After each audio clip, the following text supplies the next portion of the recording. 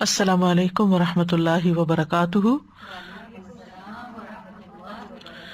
نحمده ونصلی علی رسولہ الکریم، اما بعد فاعوذ باللہ من الشیطان الرجیم، بسم اللہ الرحمن الرحیم، رب اشرح لی صدری ویسر لی امری واحلل عقدۃ من لسانی یفقہوا قولی۔ لو أنزلنا هذا القرآن على جبل لرأيته خاشعا متصدعا من خشية الله وتلك الأمثال نضربها للناس لعلهم يتفكرون۔ امثال القرآن پروگرام کے سلسلے میں آج ہم اہل کفر اور اہل ایمان کے لیے خواتین کی مثالیں پڑھیں گے۔ یہ مثالیں سورۃ التحریم کی آیت نمبر 10 سے 12 میں بیان ہوئی ہیں۔ ارشاد باری تعالیٰ ہے، ضرب الله مثلا للذين كفروا امرأة نوح وامرأة لوط كانتا تحت عبدين من عبادنا صالحين فخانتاهما فلم يغنيا عنهما من الله شيئا وقيل ادخلا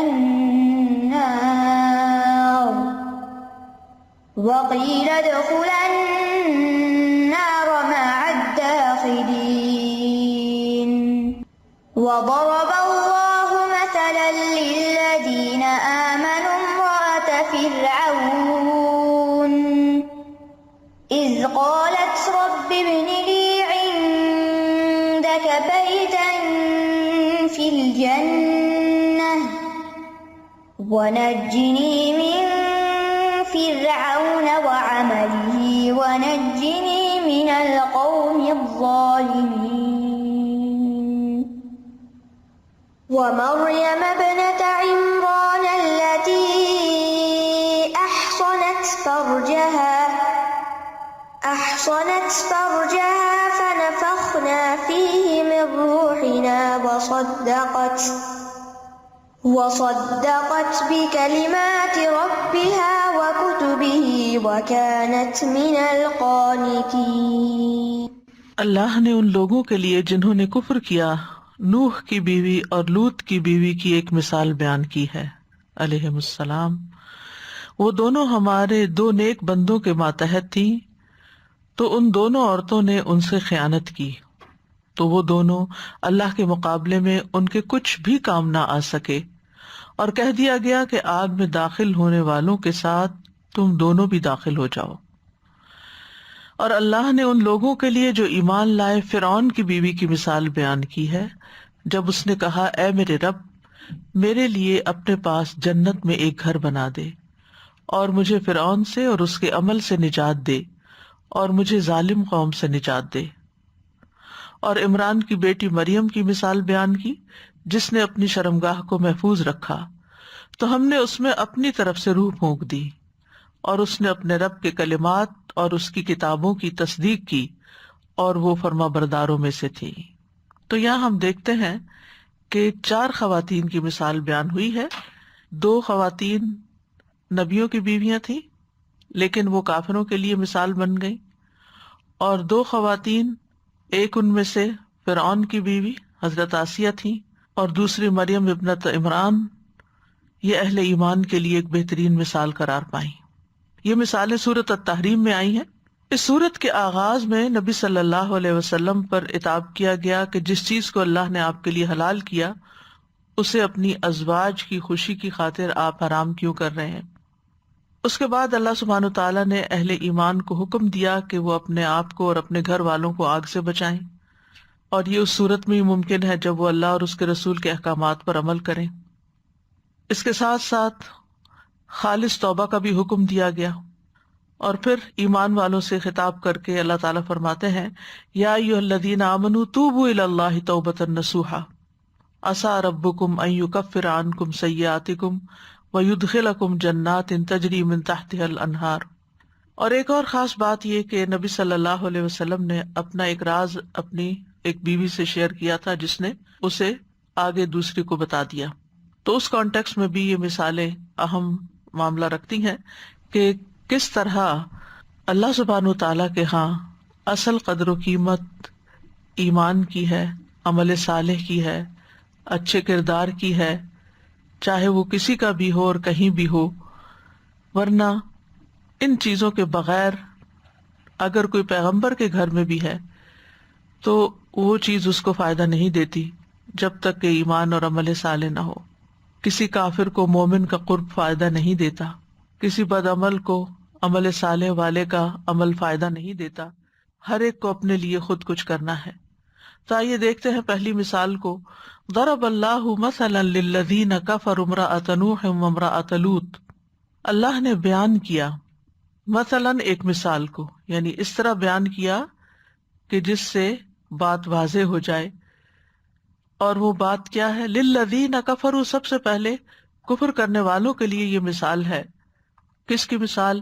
امرأۃ نوح وامرأۃ لوط، نوح علیہ السلام کی بیوی کی اور لوط علیہ السلام کی بیوی کی. یعنی ان دونوں خواتین کو کافر لوگوں کی مثال کے طور پر ذکر کیا گیا ہے. کتب تفاسیر میں ان خواتین کے نام بھی آتے ہیں، لیکن صحیح سند سے کوئی بات ثابت نہیں ہے کہ ان کا اصل نام کیا تھا، اور اس سے غرض بھی نہیں ہے. یہی تعارف کافی ہے کہ وہ انبیاء کی بیویاں تھیں. کانتا، وہ دونوں تھیں، تحت عبدین من عبادنا صالحین، ہمارے دو نیک بندوں کی زوجیت میں.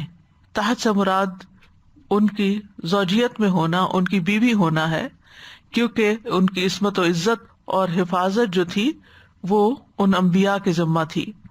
یعنی سب لوگوں سے زیادہ ان کا تعلق اپنے شوہروں کے ساتھ تھا، اور وہ دونوں نبی تھے. وہ ان کے ساتھ رہتی تھی، وہ ہر چیز ان کے ساتھ شیئر کرتی تھی. یعنی ان کا اللہ کے دو عظیم پیغمبروں کے ساتھ ایک قریبی تعلق تھا. ہم جانتے ہیں کہ بیوی تمام رشتوں میں شوہر سے زیادہ قریب ہوتی ہے. ان دونوں کے درمیان کوئی حجاب نہیں ہوتا، دونوں اپنی زندگی کے زیادہ حصے کو ایک دوسرے کے ساتھ شیئر کرتے ہیں، اپنی زندگی کے بہت سی خوشیاں اور غم ایک دوسرے کے ساتھ شیئر کرتے ہیں، دونوں ساتھ مل کے چلتے ہیں اور ایک خاندان کو پروان چڑھاتے ہیں. لہذا قریب ترین رشتوں سے مثال بیان کی گئی ہے تاکہ بات سمجھ میں آئے. اور عبدین تثنیہ کا صیغہ ہے عبد سے، اور اب اگر ہم دیکھیں تو 4 معنی میں استعمال ہوتا ہے. ایک عبد بمعنی غلام کے، جس کو انسان خریدتا اور فروخت کرتا ہے. العبد بالعبد، غلام کے بدلے غلام. عبدن مملوکن ہم پیچھے مثال میں پڑھ چکے ہیں. دوسرا عبد بمعنی ایجاد کے، یعنی وہ بندے جنہیں اللہ نے پیدا کیا، ایجاد کیا. اس معنی میں عبودیت اللہ کے ساتھ مختص ہے، کسی دوسرے کی طرف نسبت جائز نہیں ہے. سورۃ مریم میں آتا ہے ان کل من فی السماوات والارض الا آتی الرحمن عبدا. تمام شخص جو آسمان اور زمین میں ہیں رحمان کے روبرو بندے بن کر آئیں گے. تو یہ اسی معنی کی طرف اشارہ ہے، جسے سمپل ورڈز میں کہتے ہیں نا ہم سب اللہ کے بندے ہیں، تو اس معنی میں. تیسرا ہے عبد بمعنی عبودیت کے، یعنی حقیقی عبد وہ ہے یا عباد الرحمان وہ ہیں کہ جو اللہ تعالیٰ کی عبادت کر کے، اللہ تعالیٰ کے احکامات پر عمل کر کے عبودیت کا درجہ حاصل کر لیتے ہیں. اور یہ درجہ جو ہے، عبودیت کا مقام جو ہے، اس کی 2 قسمیں ہوتی ہیں.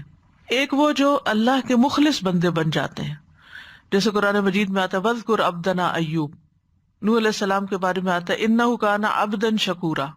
پھر آتا ہے إِلَّا عِبَادَكَ مِنْهُمُ الْمُخْلَصِينَ فَوَجَدَ عَبْدًا مِنْ عِبَادِنَا. تو یہ وہ بندے ہیں جو اللہ کے مخلص بندے ہیں، خالص بندے ہیں، قریبی بندے ہیں. دوسرے جو دنیا کے بندے ہیں، مادی اشیاء کے بندے ہیں، مال و دولت کے بندے ہیں، ان کے غلام ہیں، جو دنیا کی پرستش میں لگے رہتے ہیں، دنیا کی طرف مائل رہتے ہیں، جن کے بارے میں نبی صلی اللہ علیہ وسلم نے فرمایا تعس عبد الدرہم تعس عبد الدینار. درہم و دینار کا بندہ ہلاک ہوا. تو اس سے یہ پتہ چلتا ہے کہ ہر انسان اللہ کا حقیقی معنوں میں بندہ نہیں ہے، کیونکہ ہر شخص مخلص نہیں ہے.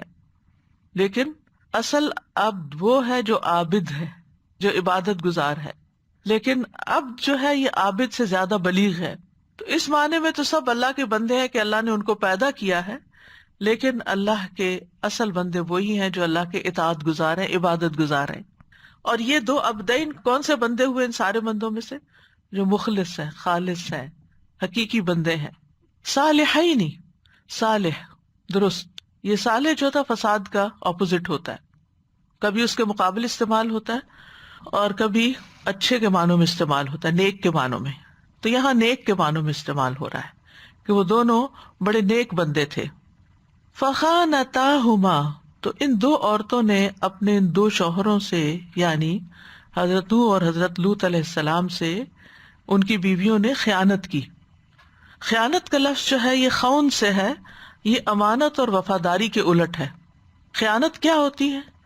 انسان کی اس چیز میں کوتاہی جس کے بارے میں انسان کو امانت دار ٹھہرایا جاتا ہے، یا جس چیز کی اس کو ذمہ داری سونپی جاتی ہے، رسپانسبلٹی دی جاتی ہے، اس رسپانسبلٹی کو پورا نہ کرنا، یہ خیانت کہلاتا ہے. اور یہاں کس معنوں میں ہے کہ گھر کی باتیں، گھر کے راز باہر ذکر کرنا، باہر بتانا. گھر کی وہ خاص باتیں جو شوہر بیوی کے درمیان ہوتی ہیں، یا پھر گھر کے معاملات ہوتے ہیں، یا راز ہوتے ہیں، ان کو آؤٹ کرنا، باہر لے جانا، دوسروں تک بتانا. شوہر اور بیوی ایک دوسرے کا پردہ ہیں، اس پردے کو پھاڑنا، یعنی ایک دوسرے کے عیب، خامیاں، کمیاں، کوتاہیاں دوسروں کے سامنے ذکر کرنا. اللہ سبحانہ تعالیٰ نے خیانت کو ایک آیت میں بہت اچھی طرح واضح کیا ہے. یا ایھا الذین آمنوا لا تخونوا اللہ والرسول وتخونوا اماناتکم وانتم تعلمون. اے لوگو جو ایمان لائے ہو، اللہ اور رسول کی خیانت نہ کرو اور نہ اپنی امانتوں میں خیانت کرو، یعنی جو بندوں کی امانتیں تمہارے پاس ہیں یا ذمہ داریاں ہیں، جبکہ تم جانتے ہو. اسی طرح خیانت خفیہ طور پر حق کی مخالفت کرنے کے معنوں میں بھی آتا ہے. خفیہ طور پر حق کی مخالفت کرنا.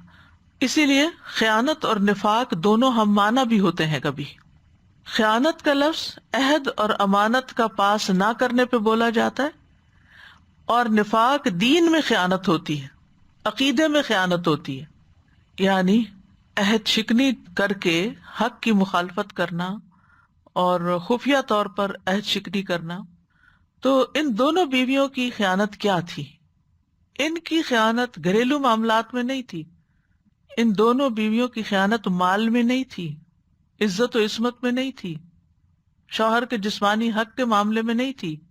کیونکہ یہ بات حدیث سے ثابت ہوتی ہے کہ کسی نبی کی کوئی بیوی کبھی بدکاری کی مرتکب نہیں ہوئی، زنا کی مرتکب نہیں ہوئی.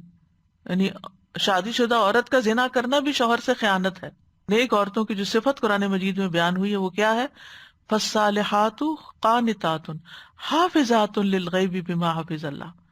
تو اس میں اپنی عزت و عصمت کی حفاظت بھی آ جاتی ہے. تو یہاں ان دونوں بیویوں کی خیانت پھر کیا تھی؟ وہ تھی ایمان کے تقاضوں کی خیانت. یہ وہ خیانت تھی جو ایک منافق کرتا ہے. یعنی منافق کیا کرتا ہے؟ 4 باتیں جس میں وہ پکا منافق ہے. بات کرے تو جھوٹ بولے، عہد کرے تو پورا نہ کرے، امانت رکھی جائے تو خیانت کرے، اور جھگڑے تو گالی دے.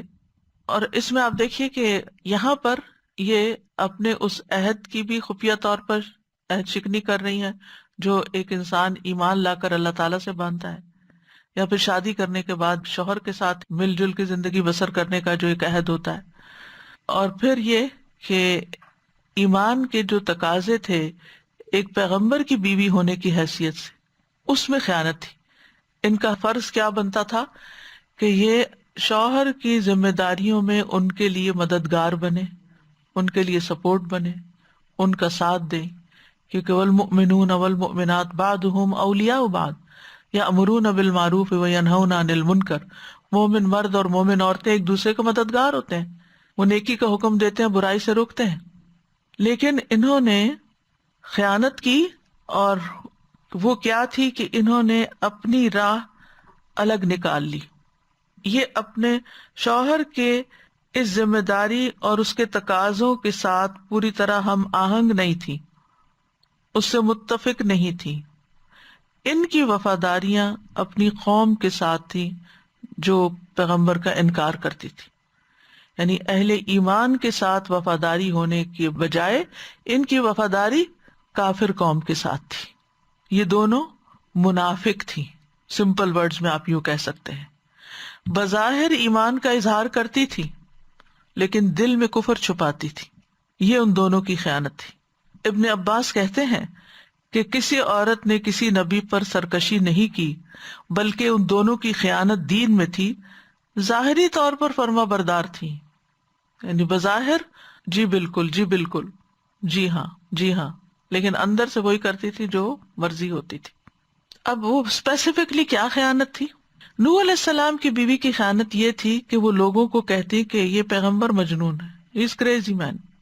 جب کوئی نوح علیہ السلام پر ایمان لاتا تو وہ وقت کے جابر حکمران کو بتا دیتی کہ فلاں ایمان لے آیا ہے، وہ ہمارے گھر آیا تھا، وہ بھی ہمارے ساتھ مل گیا ہے.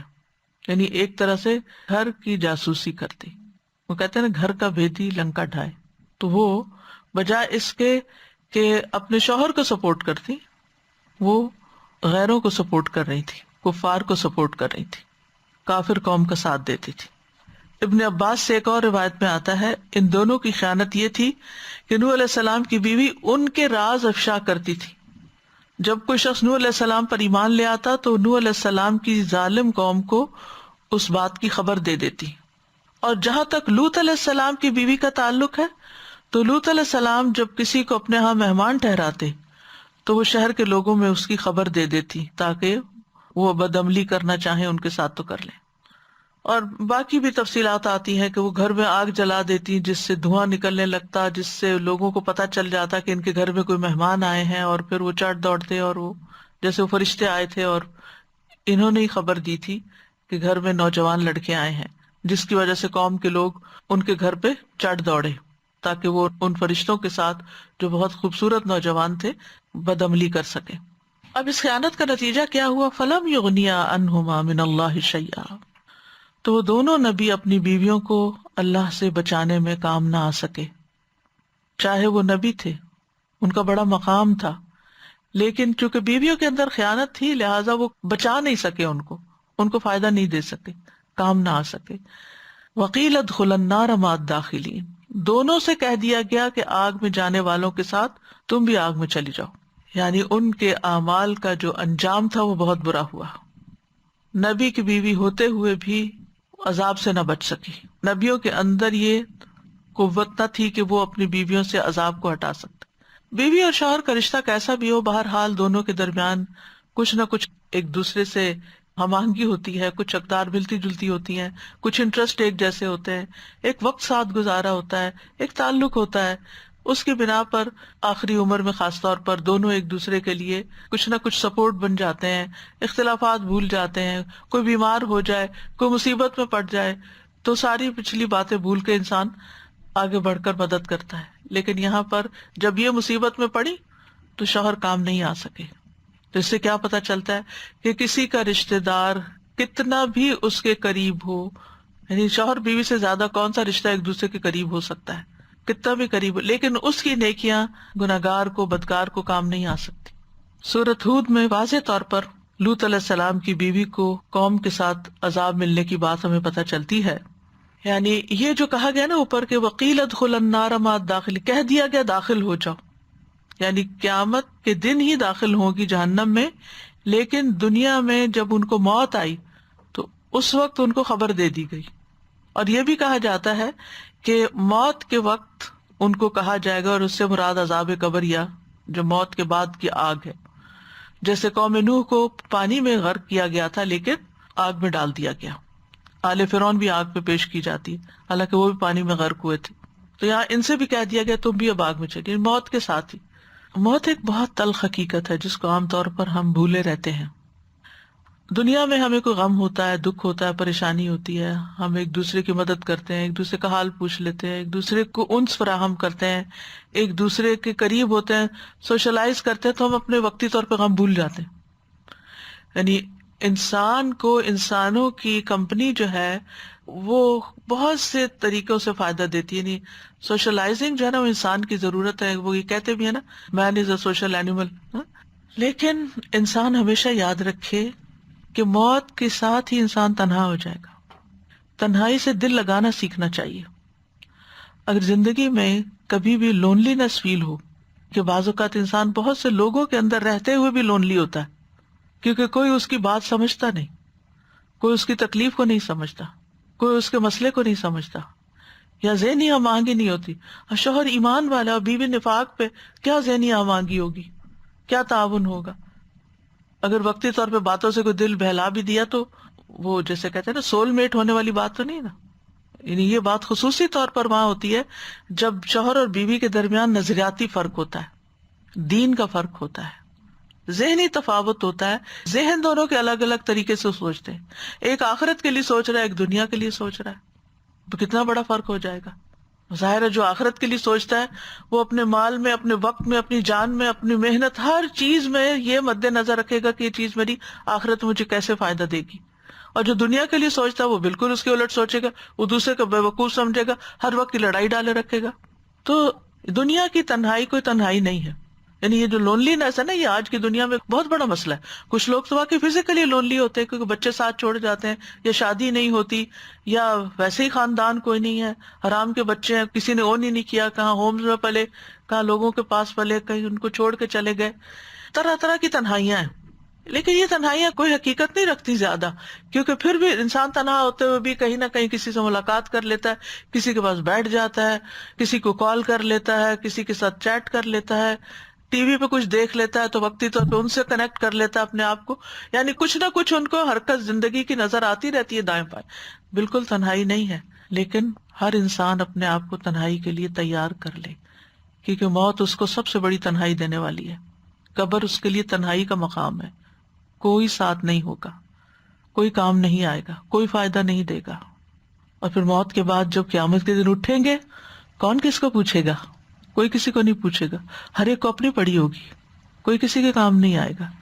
فَلَمْ يُغْنِ عَنْهُمَا مِنَ اللَّهِ شَيْئًا. صرف وہ لوگ الٹیمیٹلی ملیں گے جو ایمان پر ہوں گے، باقی سب ہمیشہ کے لیے جدا ہو جائیں گے. بس یہ 4 دن کا وقت ہے، اچھے سے گزار لیں لوگوں کے ساتھ.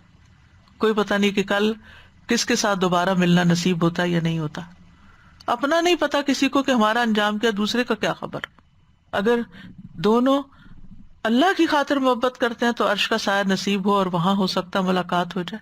لیکن وہاں بھی جب تک جنت میں پہنچ نہیں جاتے تو ایک فکر تو لائق ہوگی نا کہ آگے بھی قنطرہ بھی ہے جہاں حساب کتاب ایک اور ہے. اور اگر دونوں جہنم میں جاتے ہیں تو ہر ایک کو اپنی پڑی، اور اگر ایک جنت میں جاتا اور ایک جہنم میں جاتا تب بھی جدائی. تو یہ رشتے بڑے ہی نازک ہیں. یہ رشتے صرف چند دن کے ہیں، یہاں کے لیے ہی ہیں. آگے ایک طویل تنہائی ہے اور اس کے بعد ملاپ ہے، اور وہ بھی خوش قسمت لوگوں کا ملاپ ہے. اس لیے انسانوں کی قدر بھی کرنی چاہیے اور اس وقت کو لوگوں کے ساتھ اچھے سلوک سے گزارنا بھی چاہیے. تو بہرحال لوط علیہ السلام کی بیوی کو ان کی قوم کے ساتھ عذاب دیا گیا. سورۃ ہود میں آتا ہے قالوا یا لوط انا رسل ربک لن يصلوا الیک فاسر باہلک بقطع من اللیل ولا یلتفت منکم احد الا امرأتک انہ مصیبها ما اصابہم ان موعدہم الصبح الیس الصبح بقریب. انہوں نے کہا اے لوط، بے شک ہم تمہارے رب کے بھیجے ہوئے فرشتے ہیں، وہ ہرگز تم تک نہیں پہنچ سکیں گے. پس تم رات کے ایک حصے میں اپنے گھر والوں کو نکال لے جاؤ اور تم میں سے کوئی ایک بھی پیچھے پلٹ کے نہ دیکھے سوائے تمہاری بیوی کے، بے شک اسے وہی عذاب پہنچنے والا ہے جو انہیں پہنچے گا. کیونکہ اصل تعلق دل کا ہوتا ہے نا، اصل ہمدردیاں دل سے، وہ قوم کی ہمدردی، لہٰذا جو قوم کو پہنچے گا وہی اس کو پہنچے گا. بے شک ان کے وعدے کا وقت صبح کا ہے، کیا صبح قریب نہیں، بس تھوڑا سا وقت باقی ہے، اپنے مقرر وقت پر عذاب آ جائے گا. تو اس مثال کو اس لیے بیان کیا گیا ہے کہ کافر اس سے عبرت پکڑیں، اپنی جہالت سے نکل آئیں، اپنی گمراہی سے نکل آئیں، اور خاص طور پر اس عقیدے سے باز آ جائیں کہ وہ سمجھتے ہیں ان کے بت قیامت کے دن ان کی سفارش کریں گے اور ان کو اللہ سے چھڑا لیں گے. انبیاء اپنی بیویوں کو نہیں چھڑا سکے تو یہ بت تمہیں کہاں سے چھڑا سکیں گے؟ ان کے اندر تو کوئی جان ہی نہیں ہے، ان کے اندر تو کوئی قوت ہی نہیں ہے، یہ تو کسی کام آنے والے نہیں ہیں. اور عمومی طور پر بھی یہ کہ ہر شخص یہ جان لے کہ رشتہ و قرابت جو ہے وہ کسی کے کام نہ آئے گا. یہ بتانے وہم و گما ہے. اقبال کا ایک بڑا ہی اچھا شعر ہے جس میں کہتے ہیں کہ یہ جتنے بھی رشتے ہیں اور یہ جو تعلقات ہیں اور یہ ساری جو دنیا کا مال و متاع ہے، یہ مال و دولت دنیا، یہ رشتہ و پیوند، بتانے وہم و گما، لا الہ الا اللہ. ایک بت تو ان لوگوں کے تھے نا جو انہوں نے بت بنائے ہوئے تھے، اور ایک یہ ہمارے بت ہیں، مال و دولت دنیا اور رشتہ و پیوند. پیوند کا مطلب ہوتا ہے جوڑ لگانا، ان جن کے ساتھ ہم جڑے ہوئے ہیں، جتنے بھی ہمارا سوشل سرکل ہے، یہ دوستی ہے، یہ تعلقات ہیں، یہ بت ہیں. وہم و گما، بس ہمارا خیال ہے کہ یہ ہمارے بڑے فائدے کے ہیں، یہ مال فائدے کا ہے، یہ دوستیاں فائدے کی ہیں، حقیقت ان کی کچھ نہیں. اصل چیز جو کام آنے والی ہے وہ لا الہ الا اللہ ہے. وضرب اللہ مثلا للذین آمنوا امرأۃ فرعون، اور اللہ نے ایک مثال بیان کیا ان لوگوں کے لیے جو ایمان لائے فرعون کی بیوی کی. فرعون کی بیوی آسیہ بنت مزاحم تھی. یہ ایسا نام ہے جو نیکی اور اصلاح میں مشہور ہے، لیکن یہ ایک ایسے ظالم آدمی کے نام کے ساتھ ملا ہوا ہے جو اللہ کی مخلوق میں سب سے زیادہ متکبر اور ظالم و جابر اور فاجر انسان تھا. موسیٰ علیہ السلام کی زندگی میں مصر کا حاکم تھا. موسیٰ علیہ السلام کو ان کی طرف بھی نبی بنا کر بھیجا گیا، یعنی فرعون اور اس کی قوم کی طرف، اور وہ بنی اسرائیل کی طرف بھی نبی تھے. اسی لیے ان کو نبی یا رسولہ کہا جاتا ہے.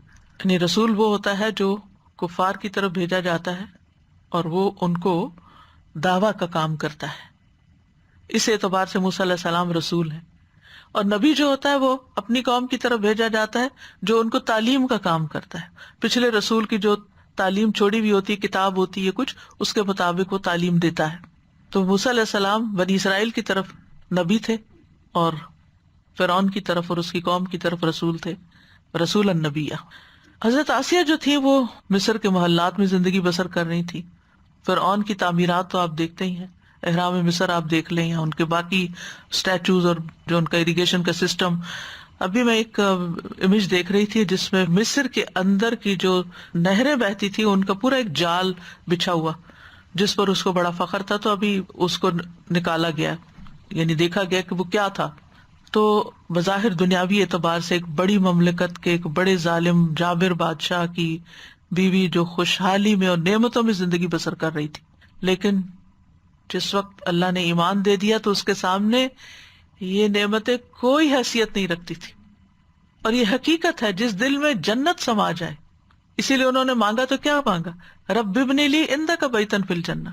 تو جس دل میں ایمان آ جاتا ہے اس دل میں دنیا کی کوئی دولت کوئی اہمیت نہیں رکھتی. میں کسی کے بارے میں سن رہی تھی، سلف صالح میں سے کوئی اپنے بیٹے کو نصیحت کرتا ہے کہ بیٹا تم نے قرآن حفظ کر لیا ہے، اگر دنیا کا کوئی امیر ترین شخص بھی تمہارے سامنے آ جائے اور تم اس پہ رشک کرنے لگو تو تم نے اپنے اس اعزاز کی قدر نہیں کی. تمہارے سینے کے اندر جو دولت ہے وہ ساری دنیا کی دولت سے زیادہ ہے. ایمان کی جو دولت ہے، ایمان انسان کو کہاں سے کہاں پہنچا دیتا ہے اور جہنم کی کھائیوں سے نکال کر جنت کے اعلیٰ درجات تک لے جاتا ہے. تو یہ جو ایمان کی دولت ہے یہ سب سے بڑی دولت ہے. قرآن کی دولت سب سے بڑی دولت، ہوا خیر مما یجمعون. اس لیے کبھی بھی انسان کو دنیا کے حقیر حطام پر، کوڑا کرکٹ کے اوپر رونا نہیں چاہیے کہ میرے پاس یہ نہیں ہے وہ نہیں، اور انسان حسرت کرے ان چیزوں پر جو دوسروں کے پاس ہم سے زیادہ ہے. اور یہ چیز انسان کو سیٹسفیکشن دیتی ہے، کیونکہ جب سینس آف اچیومنٹ ہوتی ہے میرے پاس بہت کچھ ہے تو انسان کا دل غنی ہو جاتا ہے. پھر اس کے اندر احساس کمتری نہیں رہتا، انفیریورٹی کمپلیکس نہیں رہتا کہ ہائے میں بیچارہ، سیلف پٹی کا شکار نہیں ہوتا. کہتے بیچارہ کیوں، اللہ نے مجھے ایمان کی دولت دی، دین کی سمجھ دی، میرے پاس بہت بڑی دولت ہے.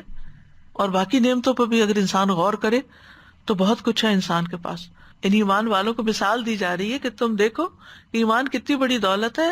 آسیہ علیہ السلام کو دیکھو، اور پھر آپ دیکھیے کہ للذین آمنوا، سب مرد عورتیں چھوٹے بڑے سب کے لیے ایک مثال. عام طور پر عورت کو حقیر سمجھا جاتا ہے نا، لیکن ایک عورت بھی جب ایمان لے آتی ہے تو اس کا مقام بہت بڑا ہو جاتا ہے. اس سے یہ بات بھی پتہ چلتی ہے کہ ایک عورت بھی سب کے لیے رول ماڈل ہو سکتی ہے، اپنے ایمان کی وجہ سے، اپنے دین کی وجہ سے، اپنی قربانیوں کی وجہ سے. یہاں پر ان کی جو قربانی ہے حضرت آسیہ کی، کہ اتنی نعمتیں اور اتنی لگژری اور یہ سب کچھ چھوڑ کر ایمان قبول کر لینا اور اس کو اہمیت دینا وہ معمولی بات نہیں ہے.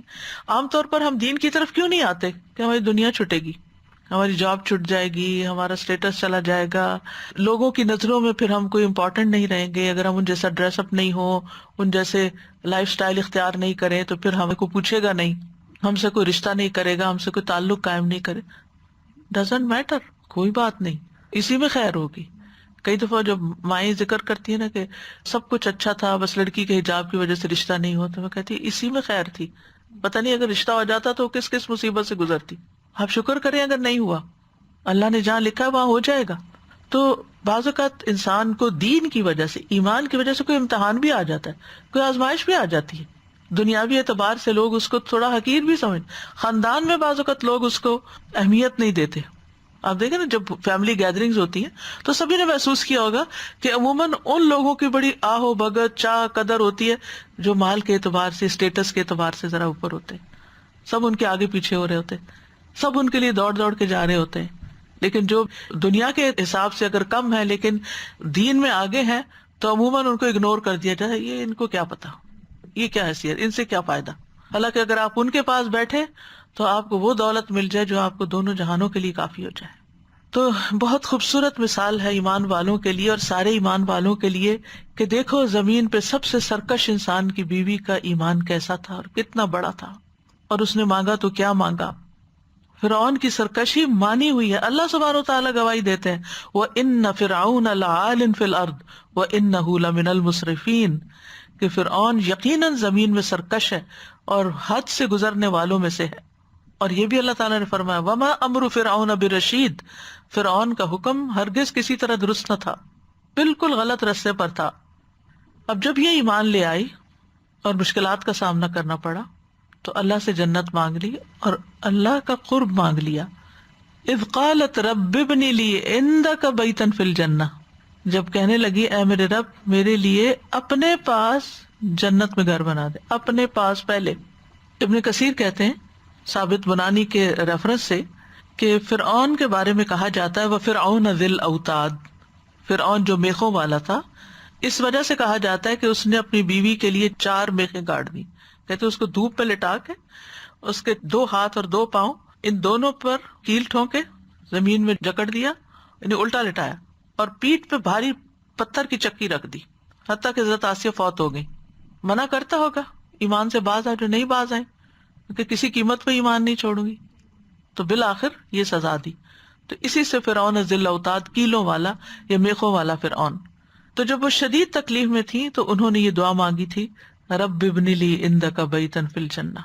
سلسلہ صحیحہ میں آتا ہے ابو ہریرہ کہتے ہیں فرعون نے اپنی بیوی کے دونوں ہاتھوں اور دونوں پاؤں کے لیے 4 میخیں گاڑی. جب وہ فرعونی ان سے جدا ہوتے تو فرشتے ان پہ سایہ کر لیتے. انہوں نے دعا کی رب ابن لی عندک بیتا فی الجنہ ونجنی من فرعون وعملہ ونجنی من القوم الظالمین. اے میرے رب میرے لیے اپنے پاس جنت میں گھر بنا، مجھے فرعون اور اس کے عمل سے یعنی اس کے ظالمانہ فعل سے نجات دے، اور مجھے ظالم لوگوں سے جو فرعونی اس کے حکم کے تحت یہ سارے ظلم ڈھا رہے تھے ان پر، اللہ مجھے ان سے بھی چھٹکارا نصیب فرما. تو اللہ سبحانہ تعالیٰ نے جنت میں ان کے گھر سے پردہ ہٹا کر ان کو دکھا دیا. ابن جریر کہتے ہیں کہ فرعون کی بیوی کو دھوپ میں کھڑا کر کر کے ایذا دی جاتی. فرعون جب انہیں دھوپ میں کھڑا کر کے چلا جاتا تو فرشتے اپنے پروں سے ان پہ سایہ کر دیتے اور وہ جنت میں اپنا گھر دیکھا کرتی. اسی طرح ابن جریر نے ایک اور روایت میں لکھا ہے کہ فرعون کی بیوی پوچھتی کہ کون غالب آیا ہے، انہیں بتایا جاتا موسیٰ اور ہارون غالب آئے ہیں. وہ کہتی میں موسیٰ اور ہارون کے رب پر ایمان لاتی ہوں. جب انہوں نے یہ کہا کہ میں ان پر ایمان لاتی ہوں تو فرعون نے پیغام بھیجا، کیونکہ فرعون بہت بفرا ہوا تھا نا کہ وہ ہار گیا تھا اتنے بڑے مقابلے میں. جتنا بڑا کسی کا تکبر ہوتا ہے، جو جتنا اوپر چڑھا ہوتا ہے، جب وہ گرتا ہے تو بڑی چوٹ لگتی ہے، اس کو زیادہ چوٹ لگتی ہے. تو ایک معمولی انسان ہوتا ہے، وہ گرے پڑے بھی تو اس کو پتہ نہیں چلتا. تو فرعون کو اور زیادہ غصہ آ گیا. اس نے پیغام بھیجا کہ کوئی سب سے بڑی چٹان دیکھو اور آسیہ پہ گرا دو، اگر یہ اپنی بات سے باز آ گئی تو میری بیوی ہے. تو وہ کہاں باز آنے والی تھی؟ تو وہ کارندے جو قوم ظالمین تھی وہ بڑے بھاری پتھر کی چٹان لے آئے. تو انہوں نے آسمان کی طرف نظر اٹھائی، یعنی حضرت آسیہ نے، اور جنت میں اپنا گھر دیکھ لیا. اپنی بات پہ قائم رہی. اسی حال میں ان کی روح پرواز کر گئی اور ان کے مردہ جسم پر وہ چٹان ڈال دی گئی. اور یہاں اس دعا کے اندر بڑی خوبصورتی ہے. علماء کہتے ہیں کہ فرعون کی بیوی نے گھر سے پہلے پڑوسی کو منتخب کیا. نیبرہڈ کیسا ہے؟ انہوں نے جنت بعد میں مانگی، اللہ کا قرب پہلے مانگا. رب ابن لی عندک بیتا فی الجنہ، عندک بیتا فی الجنہ، تیرے قریب ترین گھر چاہیے، تیرا قرب چاہیے. یہ ہوتی ہے محبت، کیونکہ جس سے محبت ہوتی ہے نا انسان اس کے قریب رہنا چاہتا ہے.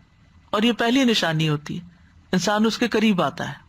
یہ نہیں ہو سکتا کہ کوئی دور دور ہے اور کہ مجھے آپ سے بڑی محبت ہے، وہ کون مانے گا اس کو؟ کیونکہ اس محبت کے اندر اتنی کشش ہوتی ہے. تو جس کے اندر اللہ کی محبت ہے وہ بھی اللہ سبحانہ تعالیٰ کا قرب حاصل کرنے کے لیے تڑپے گا، اور خاص طور سے سجدوں سے اس کو محبت ہو جائے گی. سجدے سے سر اٹھانے کو دل نہیں چاہے گا، سجدے میں لذت آ جائے گی. نماز سے محبت ہو جائے گی، نماز بھاری نہیں لگے گی. فرصت کی نماز کو دل چاہے گا کہ دل لگا کے آرام سکون سے پڑھوں. کیونکہ کچھ اوقات ہماری زندگیوں میں ایسے ہوتے ہیں نا، جب گھر والوں کے تقاضے ہوتے ہیں، کچھ اور کام ہوتے ہیں، ہری ہوتی ہے، رش ہوتا ہے، جتنا چاہیں آپ کنسنٹریٹ نہیں کر سکتے. لیکن الحمدللہ دن میں کوئی نہ کوئی وقت ایسا آ جاتا ہے جب سب لوگ اپنے کام میں مشغول ہیں، تو پھر آپ اپنے کام میں مشغول ہو. وہ نماز جو پڑھیں تو پھر خوب دل لگا کے پڑھیں، خوب اچھے سے سجدہ کر کے، خوب انجوائے کر کر کے، جیسے کہتے ہیں نا مزہ لے لے کے. یہ بہت ضروری ہے، اور اس سے آپ اپنے دل کا جائزہ لے سکتے کہ آپ کے دل میں واقعی اللہ کی محبت کتنی ہے. جلدی جلدی نہ کیا کریں کہ جلدی سے سجدہ کروں، ٹھونگے مار کے اٹھ جاؤں. یہ منافق کی نماز ہوتی ہے جس کا دل اللہ کی طرف نہیں ہوتا. مومن کی نماز فرق ہوتی ہے. اس کا یہ مطلب نہیں کہ گھر والے بھوکے بیٹھے ہیں، وہ انتظار کر رہے ہیں، افطار کے ٹیبل پہ بیٹھے ہیں اور آپ لمبے سجدے کر رہے ہیں اور آپ لمبے لمبے نوافل اس وقت نہیں. ابھی نوافل کا وقت آگے آ رہا ہے، جب سارے کھا پی کے اپنے اپنے کام میں لگ جائیں گے تو پھر اب آپ کے پاس بھی ٹائم ہے. فَإِذَا فَرَغْتَ فَانْصَبْ وَإِلَىٰ رَبِّكَ فَارْغَب. تو فارغ ہونے کی عبادت اور ہے اور مصروفیت کی عبادت اور ہے. جب آپ کے اوپر لوگوں کی ذمہ داریاں بہت ہوتی ہیں تو اس وقت آپ آگے پیچھے بھی کر لیتے ہیں. فرض پڑھ لیے، سنت تھوڑی ٹھہر کے پڑھ لی، جیسے نبی صلی اللہ علیہ وسلم سے بھی ثابت ہے یہ بات. لیکن یہ نہیں کہ جب آپ کو فراغت بھی ہے، آپ کے پاس وقت بھی ہے، گھر میں بھی کوئی نہیں، آپ انجوائے کر کے نماز پڑھ سکتے ہیں، اس وقت بھی آپ جھٹ پر نماز پڑھ کے فون ساتھ رکھا ہوا ہے، بس آپ کا دھیان ادھر ہی ہے، ٹن بجی ہے، بیل بجی ہے، کیا ہوا ہے. یہ محبت نہیں ہے، یہ ہم اپنے آپ کو دھوکہ دے رہے ہیں. پھر ہمیں محبت ہے اپنے اس سوشل سرکل سے جس کے ساتھ ہم ہر وقت ان ٹچ رہتے ہیں، واٹس ایپ کے تھرو یا سیل کے تھرو. تو ہم سب کو اپنے اپنے دل کا جائزہ لینا چاہیے کہ کیسی محبت ہے، کیا قرب چاہتے ہیں اللہ کا. کیونکہ وسجد واقترب ہے. دنیا میں اگر قرب ملتا ہے اللہ کا تو سجدے میں ملتا ہے اور پھر قرآن کے پڑھنے میں ملتا ہے. تو پھر قرآن کی تلاوت سے کتنی محبت ہے. کیا اس کو پڑھتے ہوئے انجوائے کرتے ہیں یا ورقے گنتے رہتے کتنا رہ گیا اور کتنا باقی ہے، ختم ہونے میں کتنا رہ گیا ہے، اتنے سپارے رہتے ہیں ابھی میرے، رمضان ختم ہونے والا ہے. نہیں، ایسے تھوڑی کہ بس ایک حاضری لگوانی ہے اور لوگوں کو بتانا ہے کہ ہم نے پورا قرآن کیا تھا، یہ 10 کیے تھے، یہ کتنے کیے. انجوائے کریں، کیونکہ محبت میں ایک خوشی ہوتی ہے، محبت میں ایک لذت ہوتی ہے. جو کام محبت سے کیا جاتا ہے اس کی اپنی ایک خوبصورتی ہوتی ہے. تو ہم اس میں دیکھ سکتے ہیں کہ ہماری عبادتوں میں، قرآن کے ساتھ ہمارے تعلق میں، ہمارے سجدوں میں کتنی خوبصورتی ہے، کتنی خوشی ہے. پھر وہ کہتی ہیں ایک چیز مانگی اور ایک چیز سے نجات مانگی، رب کا قرب مل جائے اور فرعون سے نجات مل جائے. وَنَجِّنِي مِن فِرْعَوْنَ وَعَمَلِهِ، کہ مجھے فرعون سے اور اس کی سزا سے نجات دے دے، یا مجھے اس بات سے نجات دے دے کہ میں ان کے طریقے پہ عمل کروں جس کی طرف یہ مجھے بلا رہے ہیں. کیونکہ وہ کہتے تھے ہمارے دین پہ لوٹ آؤ. یعنی فرعون کا عمل کیا تھا؟ کفر تھا، تکبر تھا. مجھے یہ عمل نہیں چاہیے، میں اس کا ساتھ اس میں نہیں دے سکتی. اس سے کیا پتہ چلتا ہے؟ لا طاعۃ لمخلوق فی معصیۃ الخالق. چاہے شوہر ہو، مخلوق کی اطاعت میں خالق کی نافرمانی نہیں کی جا سکتی، اللہ کو ناراض نہیں کیا جا سکتا. وَنَجِّنِي مِن فِرْعَوْنَ وَعَمَلِهِ. تو یہ دعا جو ہے بڑی ہی بے مثال دعا ہے، بڑی جامع دعا ہے کہ کس طرح جب ایمان دل میں راسخ ہو جاتا ہے تو ایک مومن عورت کی زبان سے کیسے الفاظ نکلتے ہیں. دنیا کی دولت پہ لات مار کے اور دنیا کے بادشاہ کو چھوڑ کر حقیقی بادشاہ کی طرف رغبت کرتی ہیں.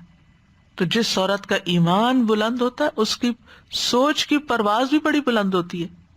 وہ چھوٹی چھوٹی چیزوں پہ، حقیر چیزوں پہ نہیں وہ ریجھ جاتی ہے اور اس کے پیچھے نہیں اپنی جان کھوتی. اس کا ویژن بلند ہوتا ہے، اس کی سوچ بلند ہوتی ہے، اس کے خواب بڑے بلند ہوتے ہیں. اور یہاں اسلام ایک عورت کو اپنے ایمان میں گرو کرنے، اپنے عمل میں آگے بڑھنے میں اس کو آزادی دیتا ہے. اس کا ایمان شوہر کے ایمان کے تحت نہیں ہے، اس کا عمل شوہر کے عمل کے تحت نہیں ہے کہ او میرا شوہر بہت نیک ہے، میرے بھی کام آ جائے گا، مجھے بھی چھڑا لے گا، یا یہ کہ میں کیا کروں، وہ تو کچھ کرتا نہیں، سارا کچھ مجھے ہی کرنا ہے، ایسے گھر کے ماحول میں میں کیسے عبادت کر سکتی. آپ کی اپنی دنیا ہے، اور اصل دنیا دل کی دنیا ہوتی. دل میں ایمان سما جائے تو پھر ماحول کیسا بھی ہو آپ اس میں اپنے طریقے پہ چل سکتے ہیں یا کوشش کر سکتے ہیں. اور یہ بھی ساتھ کے وَنَجِّنِي مِنَ الْقَوْمِ الظَّالِمِينَ، کیونکہ بعض اوقات ایسا ہوتا ہے کہ اصل ظالم تو چلا جاتا ہے لیکن اس کے جو اثرات ہوتے ہیں وہ انسان کو وہ ماحول اپنے اندر پکڑ لیتا ہے. تو اس لیے مجھے اس قوم کے عمل سے بھی نجات چاہیے، ان ظالموں سے بھی نجات چاہیے. تو بہرحال آسیہ علیہ السلام جو ہے وہ صبر استقامت میں بے مثال ہے. کس طرح ایمان پر، اطاعت پر مضبوطی کے ساتھ، ثابت قدمی کے ساتھ، سختیوں کے باوجود جمی رہی. اور فرعون ان کے ایمان کے سامنے کمزور تھا، کچھ نقصان نہیں دے سکا، یعنی زیادہ سے زیادہ سزا ہی دے سکا نا، اس سے آگے کیا بگاڑ سکا ان کا. اور جہاں ان پہ اس کی طرف سے یہ مصیبت آئی اس کے بدلے میں ان کو کیا مل گیا جو صرف دنیا کے خوش قسمت ترین انسانوں کو ہی ملا کرتا ہے. تو آسیہ علیہ السلام کی اس مثال کا مقصد کیا ہے؟ اس سے یہ پتہ چلتا ہے کہ بوقت ضرورت مومن کا میل جول، ان کا مکس اپ ہونا کفار کے ساتھ ہو سکتا ہے. گھر میں ایسے لوگ ہو سکتے ہیں کہ جن کا ایمان درست نہ ہو، لیکن اس کے باوجود وہ ایک نان مسلم سوسائٹی کے اندر رہتے ہوئے، ایک ایسے گھرانے میں ایسے لوگوں کے ساتھ رہتے ہوئے جن کا کوئی دین ایمان نہیں، وہ اپنے ایمان کو بچا سکتے ہیں. ان کو اپنے ایمان کو بچانا ہے. یعنی کسی کے پاس یہ عذر نہیں ہونا چاہیے کہ وہ میں کیا کروں، میری تو شادی ایسے شخص سے ہو گئی کہ جس کا کوئی دین ایمان ہی نہیں، اب میں کیسے دین پہ چلوں، میں اگر اس کا ساتھ نہ دوں، اس کے قدم کے ساتھ قدم ملا کے نہ چلوں تو پھر میری زندگی مشکل ہو جائے گی، وہ نکال دے گا، طلاق ہو جائے گی. ایمان ہر صورت بچانا ہے، چاہے جان ہی کیوں نہ چلی جائے. یعنی سچے ایمان والے کا، مومن کا کافر کے ساتھ رہنا نقصان نہیں دیتا، وہ اس کو انفلوئنس کرتا ہے، اس کے لیے ایک مثال پیدا کر. یعنی آپ سوچئے، پیچھے چلے جائیے، اس دور میں چلے جائیے، پورا امیجن کیجئے کہ جب یہ واقعہ پیش آ رہا ہوگا، ایک عورت استقامت کا پہاڑ بنی ہوئی ہے، آس پاس دیکھنے والے سارے ان کے لیے کیا مثال قائم ہوئی ہوگی. یعنی سوچئے اگر آج کے دور میں ایسی کوئی خبر میڈیا پہ نشر ہوتی ہے تو لوگوں پہ کتنا بڑا امپیکٹ ہوگا، کتنے لوگ اس سے انسپائر ہوں گے. جن کے اندر چھوٹا موٹا ایمان چھپا ہوا ہے وہ اور زیادہ مضبوط ہو جائے گا. مومن جو ہے وہ اپنے ایمان کے ساتھ کہیں بھی سروائیو کر سکتا ہے، ایمان بچا سکتا ہے. یعنی عام طور پر لوگ بہت عذر بہانے کرتے ہیں، یا بہانے نہ بھی کریں، حقیقت میں بھی ان کو مشکل پیش آتی ہے. ہم کیا کریں، ہم اس ملک میں رہتے ہیں، ہمارا نیبرہڈ ایسا ہے، ہمارے کولیگس ایسے ہیں، بچے شکایت کرتے ہیں سارے اسکول میں I am the only Muslim. آپ ان کو بھی کانفیڈینس دے سکتے ہیں کہ تمہارے پاس سب سے بڑی دولت ہے، سارے لوگ ایک طرف، تم ایک طرف. تو جب ایمان کی دولت کے اوپر ایک یقین آتا ہے، ایک خوشی آتی ہے، اس سے کوئی فرق نہیں پڑتا آس پاس کون ہے، بلکہ انسان ان کی بھی خیر سوچتا ہے. اسی طرح ایمان کے بعد جو عمل صالح ہیں، نمازیں ہیں. اب کئی دفعہ ایسے ہوتا ہے، آپ ایسی گیدرنگ میں ہوتے ہیں جو نان مسلم کا، مسلمانوں کی، اور ایک بندہ نہیں اٹھتا نماز کے لیے. آپ کیوں شرمندہ ہو کے بیٹھے ہیں؟ آپ اٹھیں، سب کے سامنے پڑھیں نماز، تاکہ ان کو بھی ہوش آئے. اسی طرح حجاب کا مسئلہ ہے. بعض اوقات بیٹیاں کہتی ہیں ہمارے اسکول میں کوئی لڑکی بھی حجاب نہیں، مسلم لڑکیاں بھی حجاب نہیں کرتی، میں ہی کیوں کروں؟ بتائیں، آپ مومنہ ہیں، آپ کے اندر ایمان ہے، آپ کی ایک شان ہے اللہ کے نزدیک. آپ یہ نہ دیکھیں کہ 1000 لوگوں کی نظر آپ پہ پڑی، آپ یہ دیکھیں اللہ رب العزت آپ کو دیکھ رہا ہے. کون بڑا ہے؟ کل یہی کہے گی اللہ بڑا ہے، تو پھر فکر کس بات کی ہے؟ اور پھر ہے وہ مریم ابنت عمران، اور مریم بنت عمران کی مثال. داؤد علیہ السلام کی نسل میں سے تھی، بنی اسرائیل کے پاک اور مطہر گھرانے میں سے تھی. اللہ تعالیٰ نے ان کی والدہ کا انہیں جنم دینے کا واقعہ سورۃ آل عمران میں بیان کیا ہے کہ ان کی والدہ نے ان کو آزاد کرنے کی نظر مانی تھی، یعنی وہ بیت المقدس کی خدمت کریں گی، کیونکہ لوگ اس طرح اللہ کے گھر کی خدمت کر کے اللہ کا تقرب حاصل کرتے تھے. تو وہ چاہتی تھی کہ ان کی اولاد یہ خدمت انجام دے. اور یہ بھی ایمان کی دلیل ہے نا، جب ایمان مضبوط ہوتا ہے تو ایسے کام بہت بڑے لگتے ہیں، اور جب ایمان کمزور ہوتا ہے تو یہ چیزیں بڑی حقیر لگتی ہیں. یہ بھی کوئی کام ہے؟ اس مسجد کے اندر جھاڑو دینے والی عورت کا جنازہ نبی صلی اللہ علیہ وسلم دوبارہ پڑھا قبر پہ جا کر. یہ کام چھوٹا نہیں تھا. اللہ کے گھر کی خدمت چھوٹا کام نہیں ہوا کرتا. جتنے بھی شاعر اللہ ہیں، جتنے بھی ایسی چیزیں جو دین سے متعلق ہیں، اس میں سے کسی بھی خدمت کا نصیب ہو جانا یہ بہت بڑی سعادت کی بات ہوتی ہے. تو انہوں نے کہا کہ میرے پیٹ کا بچہ اللہ کے گھر کا خادم ہوگا، میں اپنا ذاتی کوئی کام اس سے نہیں لوں گی، آزاد ہوگا، یعنی میری طرف سے آزاد، میری طرف سے فارغ۔ کتنے ماں باپ ہیں جو اپنے بچوں کو دین کے لیے فارغ کر دیں کہ تمہاری ساری رسپانسبلٹی مجھ پہ، ہم تمہیں سپورٹ کریں گے، ہم تمہارے لیے سب کچھ کریں گے، تم بس دین کی خدمت کرو، ہم تم سے کچھ نہیں مانگتے، ہم تمہارے لیے اتنا چھوڑ دیں گے کہ تم زندگی عزت کے ساتھ بسر کر سکو گے، تم اپنی معاش کی طرف سے پریشان نہ ہونا، لیکن تمہیں ہم اللہ کے لیے وقف کرتے ہیں، اس لیے کہ انسانیت کو ضرورت ہے، دین کی خدمت کی ضرورت ہے۔ لیکن آج کتنی مائیں ہیں جن کے اندر یہ جذبہ ہو کہ واقعی پھر اس طرح کی تربیت بھی کریں، کیونکہ مریم علیہ السلام کی والدہ نے بچپن میں ہی ان کو پھر بھیج دیا تھا ہیکل میں، اور وہ عبادت کرتی تھی وہاں۔ لیکن یہاں پر جو خاص خوبی ان کی بیان کی گئی ہے مریم علیہ السلام کی، التی احسنت فرجہا، جنہوں نے اپنی شرمگاہ کی حفاظت کی۔ فرج کہتے ہیں دو چیزوں کے درمیان کے شگاف کو، دیوار میں شگاف ہو یا دو ٹانگوں کے درمیان ہو، اس کے لیے لفظ بولا جاتا ہے، اردو میں اس کے لیے شرمگاہ کا لفظ آتا ہے۔ مراد اس سے ہے ہر قسم کی بے حیائی سے دور، یعنی انہوں نے اپنی عزت و عصمت کی حفاظت کی۔ احسنت کا لفظ جو ہے نا احسان سے ہے، ایک سین سے ہوتا ہے ایک صاد سے، کسی چیز کو اتنا محفوظ بنا دیا جائے کہ وہاں تک رسائی نہ ہو سکے، یہ ان کی پاک دامنی اور طہارت کی طرف کنایا ہے، یعنی وہ ہر قسم کی بے حیائی سے بہت دور تھی۔ فنفخنا فیہ من روحنا، تو ہم نے اس میں اپنی روح میں سے پھونکا، یعنی جبریل کے واسطے سے اللہ تعالیٰ نے جبریل کو انسانی شکل میں بھیجا کہ وہ ان کے گریبان پر پھونک مارے، تو وہ پھونک جو تھی پھر وہ سرایت کر گئی حمل کی جگہ پر، انہوں نے حضرت عیسیٰ کا حمل ٹھہر گیا، اور یہ دنیا کی ایک اور انوکھی مثال تھی۔ وصدقت، مزید ان کی خوبی کیا تھی؟ وصدقت بکلمات ربہا وکتبہ، انہوں نے اپنے رب کے کلمات، احکامات اور اس کی کتابیں جو آسمانی کتابیں تھیں ان کی تصدیق کی کہ یہ سچ ہے۔ یہاں بھی آپ دیکھیں ایمان ہے، تصدیق ہے، یعنی انجیل اور تورات اور زبور وغیرہ کی تصدیق مراد ہے۔ اور کلمات رب سے مراد کہتے ہیں جبریل علیہ السلام کا قول، جب انہوں نے آ کے ان سے بات کی تھی، انما انا رسول ربک لاہب لک غلاما زکیا، یا ان اللہ اصطفاک وطہرک واصطفاک علی نساء العالمین۔ تو یہ اللہ کے کلمات تھے نا کہ اللہ تعالیٰ تمہیں ایک رسپانسبلٹی دے رہا ہے، تو انہوں نے اس کو ایکسپٹ کر لیا۔ یہ نہیں کہ وہ سارا حمل کا زمانہ رو دھو کے گزارا کہ میرے اوپر کیا مصیبت آ گئی، میں ہی کیوں، نہیں، صدقت، ٹھیک ہے رب کا یہ فیصلہ ہے۔ اور یہ بھی کہا جاتا ہے کہ اس سے حضرت عیسیٰ علیہ السلام اور انجیل مراد ہے۔ عیسیٰ علیہ السلام کیا تھے؟ کلمت اللہ تھے، اور دوسری طرف انجیل اللہ کا کلام۔ وکانت من القانتین، اور وہ فرما برداروں میں سے تھی۔ قنوت کہتے ہیں اطاعت پر ہمیشگی کو، اور خشوع و خضوع کے ساتھ اسے لازم کر لینا۔ قناۃ کا لغوی معنی ہوتا ہے یعنی دین کے معاملات میں اطاعت اور بھلائی پر قائم رہنا، اور پھر اس میں دوام اختیار کرنا۔ تو یعنی تصدیق کرتے ہوئے وہ فرما بردار لوگوں میں سے تھی، یا عبادت کرتے ہوئے فرما بردار لوگوں میں سے تھی، نماز پڑھنے والوں میں سے تھی۔ اور یہ نہیں کہا کہ قانتات میں سے تھی، قانتین میں سے تھی، یعنی مرد عورت سب اس میں شامل ہے کہ جو بھی اللہ کے فرما بردار ہیں ان لوگوں میں سے تھی۔ مریم علیہ السلام کو اللہ تعالیٰ کی عبادت اور نماز وغیرہ کا حکم تھا، یا مریم اقنتی لربکی واسجدی وارکعی مع الراکعین، اے مریم اپنے رب کی فرما بردار بنو، سجدہ کرو، رکوع کرنے والوں کے ساتھ رکوع کرو۔ تو یہ جو قنوت تھا اس کا انہیں حکم دیا گیا تھا، جس کو انہوں نے اختیار کیا، اور اللہ تعالیٰ نے اس کی تصدیق کی کہ ہاں واقعی وہ قانتین میں سے تھی، کہ خشوع و خضوع کے ساتھ اطاعت پر قائم تھی، پوری توجہ کے ساتھ۔ اللہ ہمیں بھی خشوع نصیب کرے۔ تو دونوں مثالوں سے کچھ سیکھنے کی باتیں ہمیں ملتی ہیں۔ پہلی مثال میں تو دو کافر عورتوں کی مثال ہے، دوسری میں دو ایمان والوں کی، دونوں ایک دوسرے کے مد مقابل ہیں۔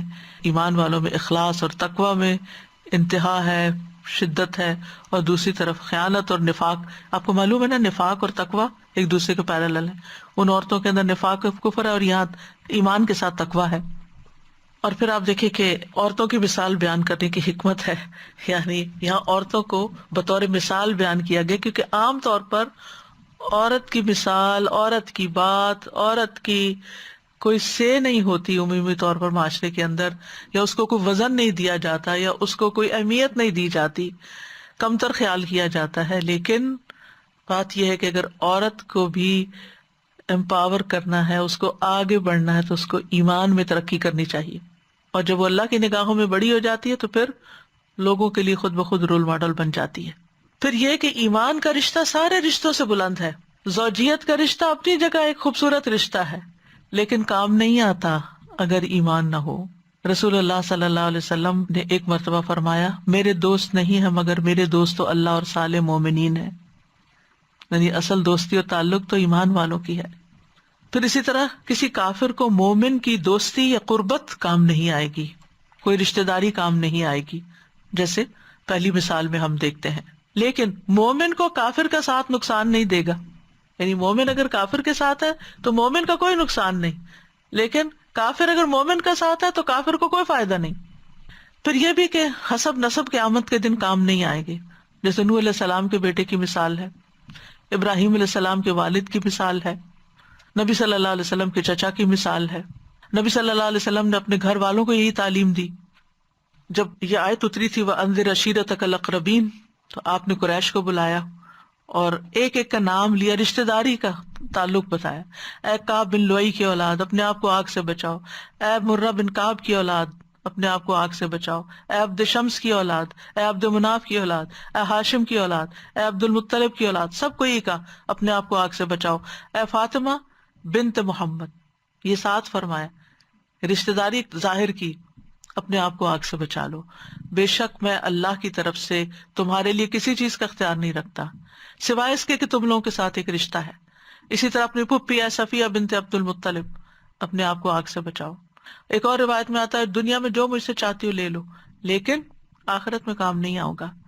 نبی صلی اللہ علیہ وسلم نے اپنے ساتھیوں کو یہ تعلیم دی کہ کوئی شخص قیامت کے دن بکری اپنی گردن پہ سوار کر کے نہ لائے جو خیانت کی اس نے نکالی ہو کہیں سے، اس حال میں کوئی ممیار رہی ہو اور وہ شخص مجھ سے کہے یا محمد میری سفارش کیجیے صلی اللہ علیہ وسلم، تو میں کہوں گا میں تیرے لیے کسی بات کا اختیار نہیں رکھتا، میں تو اللہ کا حکم پہنچا چکا ہوں. اور اسی طرح کچھ اور چیزوں کا بھی ذکر کیا. اسی طرح ایک حدیث میں آتا ہے جس کو اس کے عمل نے پیچھے کر دیا اس کا نسب اسے آگے نہیں بڑھا سکتا. پھر یہ کہ قیامت کے دن کوئی کسی کا بوجھ نہیں اٹھائے گا. لا تزر وازرۃ وزر اخری، والدین اور اولاد بھی ایک دوسرے کا بوجھ نہیں اٹھائیں گے. وہی میں نے جو کہا نا، تنہائی اور جدائی ہو جائے گی، قریبی رشتوں میں بھی جدائیاں، اکیلے ہوں گے. اتنا بڑا میدان حشر، پوری دنیا کٹی ہے اور آپ لونلی ہیں، آپ اکیلے ہیں، ساتھ بس آپ کے عمل ہے، ایمان ہے. اس کو بڑھانے کی فکر کرنی چاہیے. رشتہ دار ایک دوسرے سے دور بھاگیں گے جیسے سورۃ ابسہ میں آتا ہے. پھر یہ کہ ہر انسان اپنے عمل کا خود ذمہ دار ہوگا. وَأَلَّيْسَ لِلْإِنسَانِ إِلَّا مَا سَعَىٰ وَأَنَّ سَعْيَهُ سَوْفَ يُرَىٰ ثُمَّ يُجْزَاهُ الْجَزَاءَ الْأَوْفَىٰ. ہر نفس اپنے عمل کا خود ہی بدلہ پائے گا، اپنی کمائی کے مطابق بدلہ پائے گا. كُلُّ امْرِئٍ بِمَا كَسَبَ رَهِينٌ، ہر ایک کو اسی کے مطابق بدلہ ملے گا جو کوشش کر کے آیا. لا ظلم اليوم، آج کوئی ظلم نہیں ہوگا. کسی شخص کے عمل کا سوال دوسرے سے نہیں کیا جائے گا کہ یہ بتاؤ اس نے یہ کیوں کیا. باپ سے بیٹے کے بارے میں، بیٹے سے باپ کے بارے میں نہیں پوچھا جائے گا. نیک مومن جو ہیں ان کو قیامت کے دن جنت میں ملا دیا جائے گا. فرشتوں کی دعا بھی یہی ہے، ربنا وادخلهم فی جنات عدن التی وعدتہم ومن صلح من آبائہم وازواجہم وذریاتہم.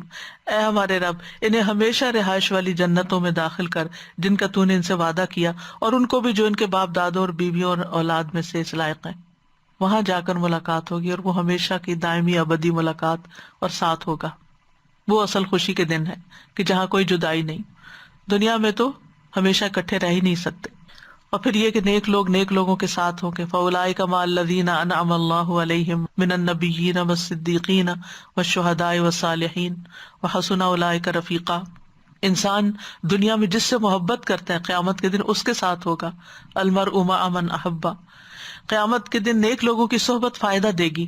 امام مالک سے کسی نے پوچھا مجھے ایسا عمل بتا دیں جو مجھے جنت میں داخل کر. فرمایا نیک لوگوں سے محبت کرو، صالحین سے محبت کرو.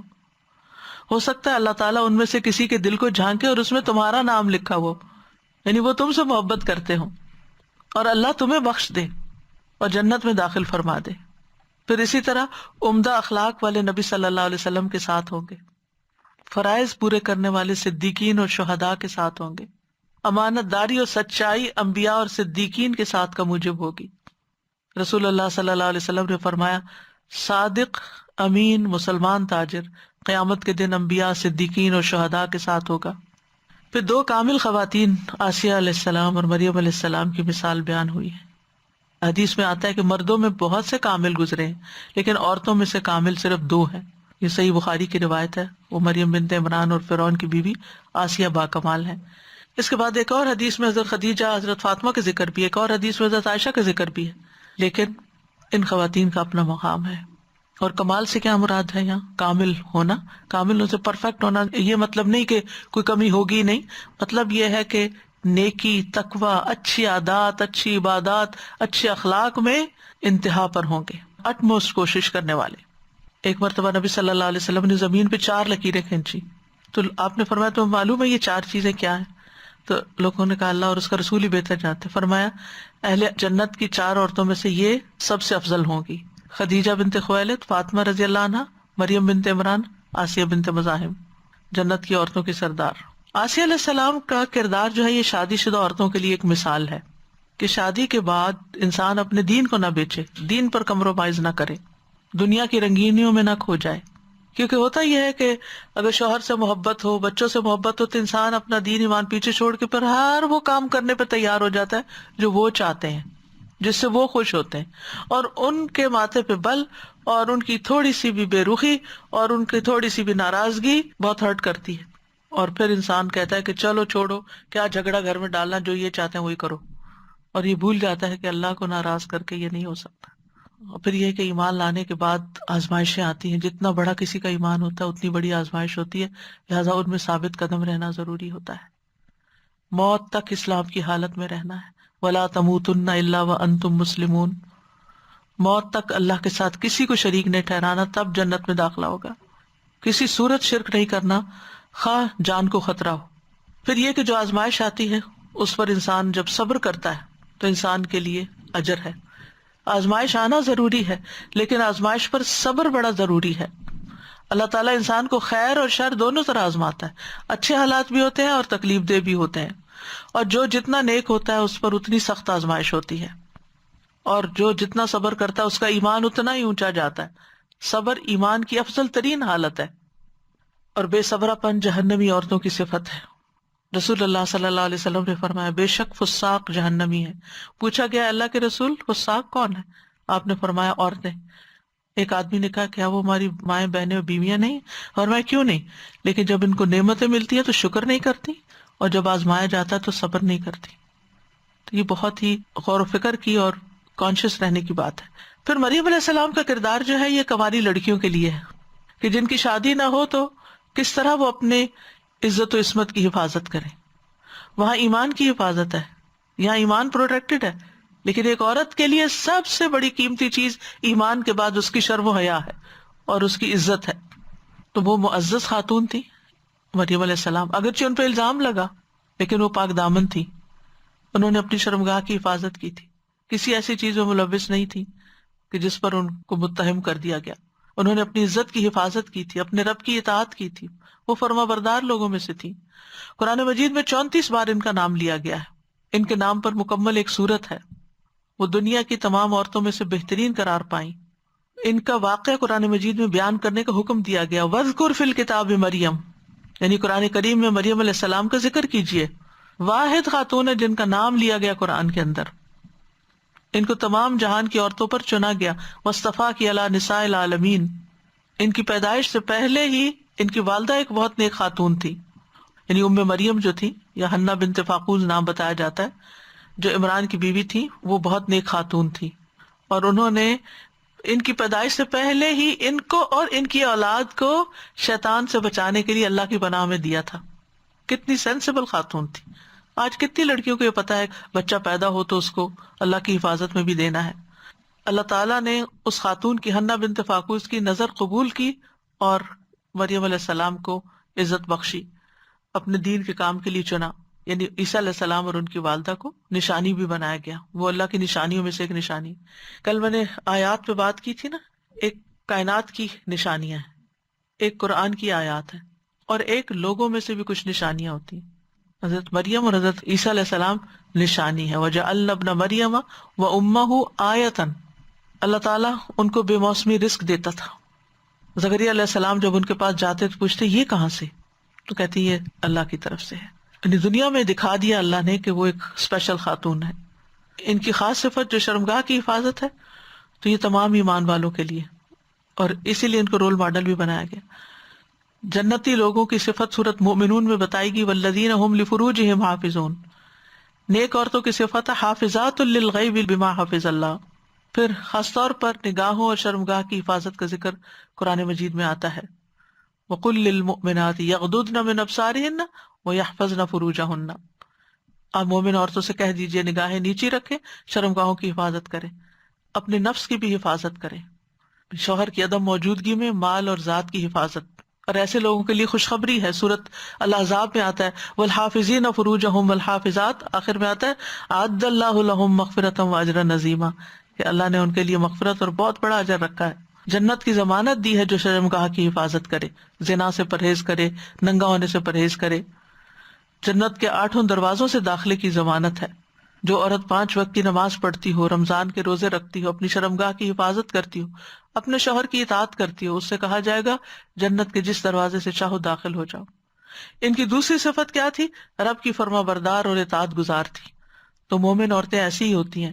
ان المسلمین والمسلمات والمؤمنین والمؤمنات والقانتین والقانتات والصادقین والصادقات والصابرین والصابرات والخاشعین والخاشعات والمتصدقین والمتصدقات والصائمین والصائمات والحافظین فروجہم والحافظات. یعنی یہ سارے احکام صرف مردوں کے لیے نہیں، عورتیں بھی ساتھ ساتھ ہیں کہ وہ بھی فرائض کی حفاظت کرتی ہیں. ایمان کی حفاظت، عبادات کی حفاظت، ذکر اذکار کی پابندی. رسول اللہ صلی اللہ علیہ وسلم نے خاص طور پر خواتین سے جو مہاجرات میں سے تھی فرمایا تم تسبیح، تحلیل اور تقدیس پڑھتی رہا کرو اور انگلیوں کے پوروں پر گناہ کرو. اور یہ ہوتے ہیں اوپر، قیامت کے دن اسے سوال کیا جائے گا. پھر غافل نہ ہونا کیونکہ اس سے تم اسباب رحمت کو بھول جاؤ گی. یعنی یہ تسبیحات رحمت لاتی ہیں اللہ کی. کرنے کے کام کیا ہیں کہ جن خواتین کو رول ماڈل بنا کے ہمارے سامنے رکھا گیا، ان کی اعمال، اخلاق، ان کی زندگی کا مطالعہ کریں، اس کو سمجھیں اور ان جیسے اخلاق کو اپنانے کی کوشش کریں. پھر یہ ہے کہ اپنے ایمان کی حفاظت کریں. قیامت کے دن کوئی کچھ کام نہیں آئے گا. دنیا میں نیک اعمال کی کوشش کریں. دنیا کی خاطر ایمان نہ بیچیں، لوگوں کی خاطر اپنا دین قربان نہ کر دیں. مشکلات آنے پر صبر اور استقامت اختیار کریں. عزت و عصمت کی حفاظت کریں. رب کے فرما بردار بنیں. اللہ تعالیٰ سے دعا کریں کہ اللہ سبحانہ وتعالیٰ ہمارے اندر حقیقی ایمان پیدا کر دے. اللہم حبب الینا الایمان وزینہ فی قلوبنا وکرہ الینا الکفر والفسوق والعصیان واجعلنا من الراشدین. اللہم توفنا مسلمین واحینا مسلمین والحقنا بالصالحین غیر خزایا ولا مفتونین. اللہم زینا بزینۃ الایمان واجعلنا ہداۃ مہتدین. اللہم انی اسألک ایمانا لا یرتد ونعیما لا ینفد ومرافقۃ محمد صلی اللہ علیہ وسلم فی اعلی جنۃ الخلد. ربنا فاغفر لنا ذنوبنا وکفر عنا سیئاتنا وتوفنا مع الابرار. رب هب لی حکما والحقنی بالصالحین. فاطر السماوات والارض انت ولی فی الدنیا والآخرہ توفنی مسلما والحقنی بالصالحین. اللہم یسر لی جلیسا صالحا. رب ابنی لی عندک بیتا فی الجنہ. رب ابنی لی عندک بیتا فی الجنہ. اللہم انی اسألک الجنة واعوذ بک من النار. اللہم انی اسألک الجنة وما قرب الیہا من قول او عمل واعوذ بک من النار وما قرب الیہا من قول او عمل.